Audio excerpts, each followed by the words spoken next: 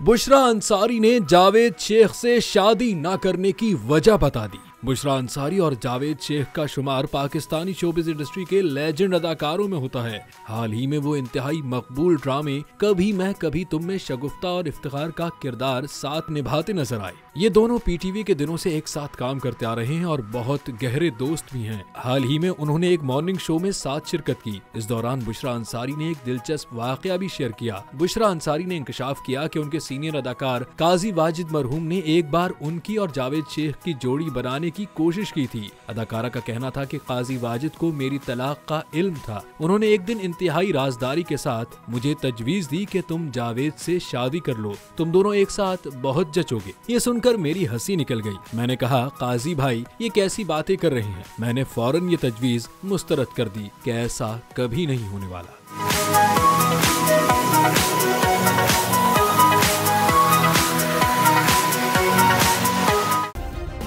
Subscribe करें और bell दबाएं ताकि कोई खबर रह न जाए।